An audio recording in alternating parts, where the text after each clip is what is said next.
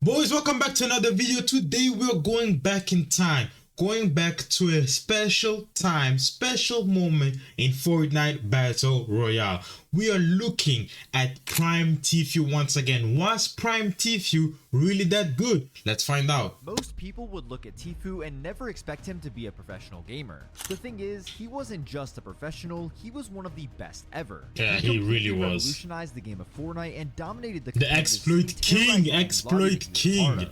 Obviously, we know he was talented, but actually how good was Prime Tfue? Well, first, we have to find out how he actually became so good at Fortnite in the first place. While most professional gamers spent their childhood playing video games, Tfue did the exact opposite. Since he lived right by the beach in Florida, most of his time was spent longboarding, skimboarding, or doing anything outside. But one day, his older brother started a YouTube channel called Juke Squad. On this channel, he uploaded videos of them doing a bunch of random stuff, but one kind of video caught on, and that was their pranks. After a while, Tfue started to get into video games like Call of Duty, but the first one he put a lot of time into was Destiny. Although he was really late to the party, he was insanely talented from the start, breaking tons of world records. It was obvious that he was just good at whatever he did. After this, he started to fall in love with a new genre of video game, Battle Royales. While he would play a couple different games like PUBG, the main one he played was H1Z1. Most people started with PUBG and H1Z1. Even I started with that. The first game he actually went pro in. He made $5,000 in the 2 tournaments he competed in, but sadly, H1Z1 and its competitive scene quickly disappeared due to bad decisions from the developers. But luckily, this all unfolded at the perfect time for the release of a new Battle Royale,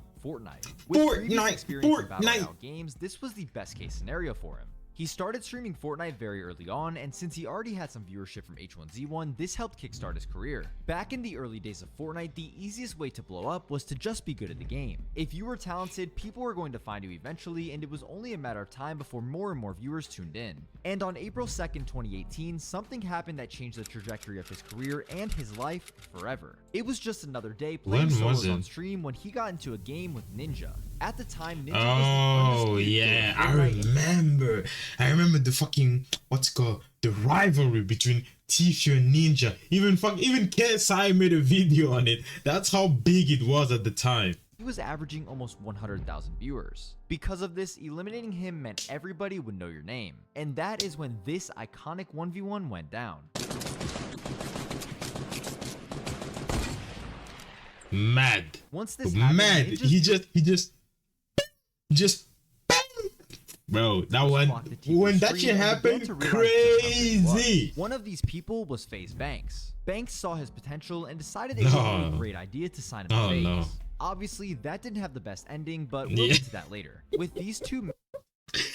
Yeah, for those of you who know, if you know how FaZe and Tfue went down, you know about release the contracts. Yeah. That was a special time in YouTube life. Massive things happening at the same time, Tfue went from averaging 300 viewers on Twitch to 10,000 overnight. From there, all of his social medias went crazy, and this was just the beginning. One thing separated him from everybody else, and that was how much he changed Fortnite as a whole. He was constantly discovering new exploits and using them in creative ways on stream.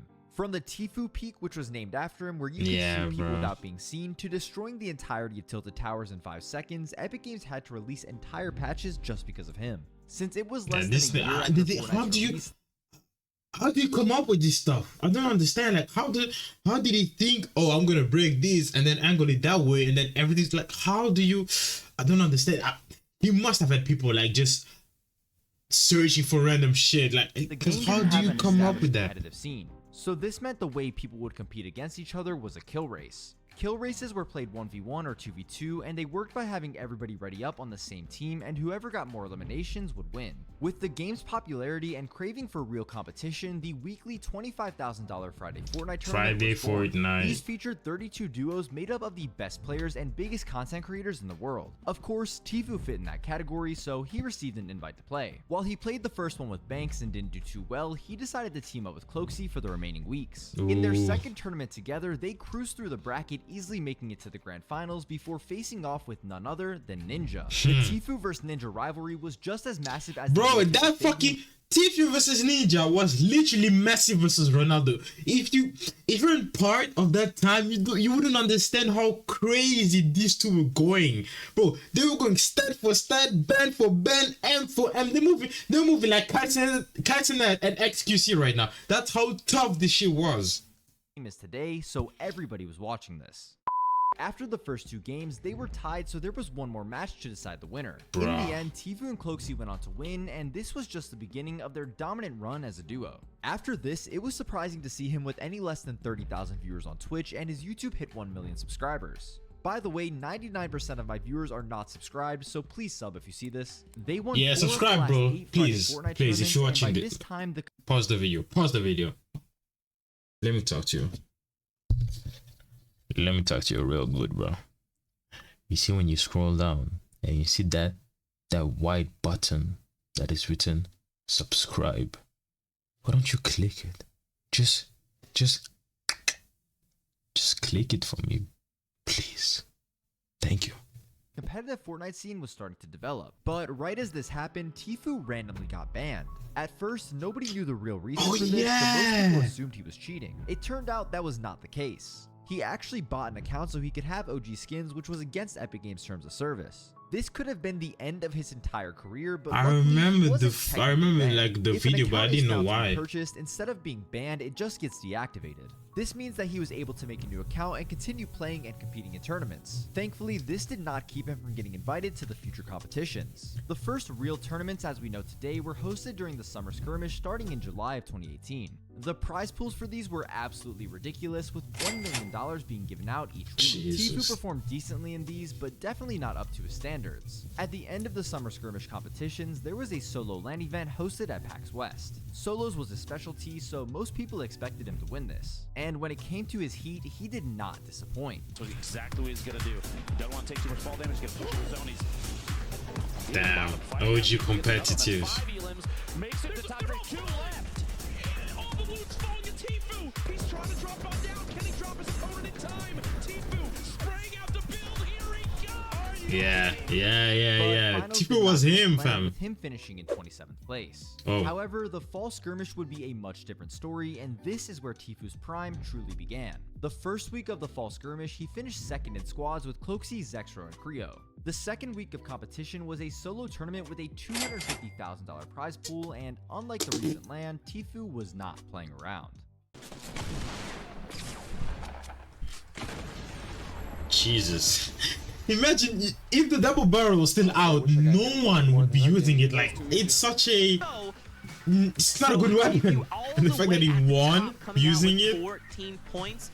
So you're right, man. He maintains his point lead. There was another solo tournament 2 weeks after he won this one, and once again, he picked up the win. This time, it was by an even bigger margin, and it was basically agreed upon that he was the best player in the game, and by far. This was also before he completed his greatest career accomplishment. While he had been dominating in solos, team game modes were not going as well. Thankfully, him and Cloakzy had one more chance to show up at the Fall Skirmish LAN at TwitchCon. This tournament had a $2 million prize pool, and 200 duos showed up to compete for it. Tfue and Cloakzy won their heat and qualified for finals, once again being the favorites to win. The duo had no plans of letting down everyone who believed in them. Can't use his heals. Cloakzy ticking on down. Oh, I remember this. Yeah. I remember this. Cloakzy's down on the low ground as well, I believe. They got it. They did it. Yeah. Are you kidding me? The last second push out into the storm may have changed things. It's Tfue and Cloakzy! Fair enough.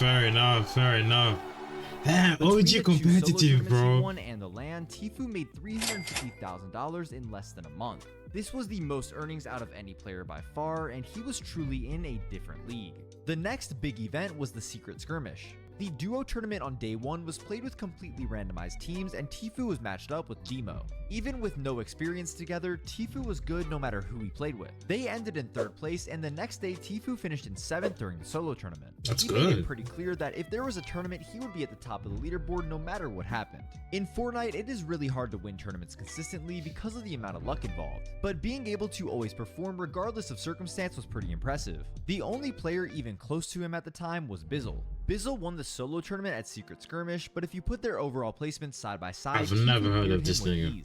Shortly after this was the beginning of the $30 million Fortnite World Cup. Hell this was yeah. the biggest. He was not going to miss out. At this point, he was still in his prime and more motivated than ever, so he was putting in countless hours streaming every single day. The first 2 qualifiers did not go his way, but week 3 was a different story. After having only 4 points in the first hour, he decided to go on an absolute tear for the last 2 hours. He won 2 of his next 4 games and only needed 1 more decent one to secure a spot for the finals in New York. And that's when he did this.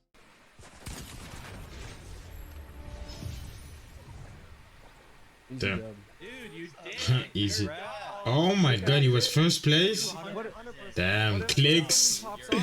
Right Yeah, but after qualifying, I'm for pretty the sure he World didn't Cup, perform which was well, arguably right? his In the best World Cup achievement yet, or something. Tfue found himself in a ton of drama with FaZe Clan. He revealed that his contract with them was extremely unfair, and this sparked a long legal battle between the 2 parties. Thankfully, this was settled a year later, but it was the first high-profile employment lawsuit in esports history. It exposed just how predatory some esports organizations can be and still are to this day, which I plan to make a video on in the future. While he was able to easily qualify in solos, duos was a different story. Of course, he teamed up with Cloakzy, but they were not able to qualify. And the closest they came was in week 4, where they were just 2 points off. It was a disappointment, but making it in solos was still an achievement. Next was the World Cup Finals in New York, which honestly did not go well. He was contested by 3 other players at his drop, meaning that he finished in 67th place. A lot of people called him washed because of this, but there honestly wasn't much to do considering the circumstances. You would think this marked the end of Tfue's dominant prime, but he was not done just yet. In the first 4 qualifiers of Season X's trio FNCS, he played with Cloakzy in 72 hours. They were all good friends, but eventually this trio had a falling out.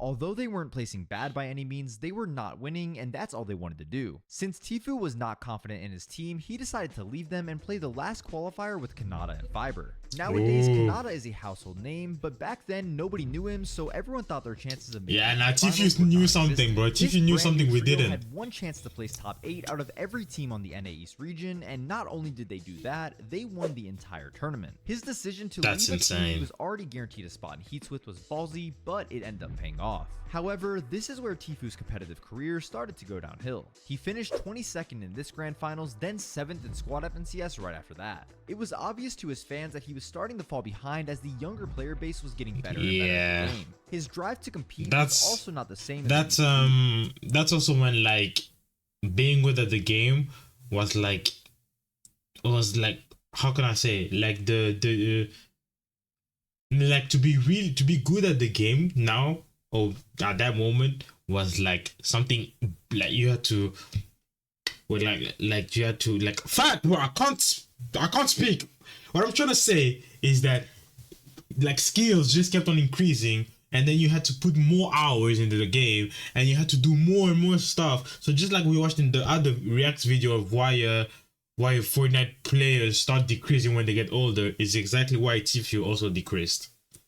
Jesus, that was tough. This is mainly because the prize pools were much lower than before, and the fact that he'd already accomplished almost everything he could. The last step in CS he truly took serious was Chapter 2 Season 2, where he duoed with Scoped. To be completely honest, they were a really good duo and had a great chance to win the FNCS. But sadly, there was one thing holding them back from this, and that was their ego. They landed at the Grotto this season, which had Brutus's minigun. It was extremely overpowered, so obviously another good team was going to contest them, and that team was Chap and AV. Both duos spent the entire season trying to make the other team leave the drop spot, but nobody ever did. The grand finals ended up being a complete grief fest, and both teams placed pretty bad because of it. I honestly think if Tfue and Scope landed somewhere uncontested, they probably could have won this tournament. After wasting the entire season, he fell out of love with Fortnite, started streaming way less, and stopped competing altogether. While he did come back to play the occasional build tournament and zero builds, he never took Fortnite seriously ever again. Now that we've summed up his career, I guess it's time to answer the question, how good was Prime Tfue?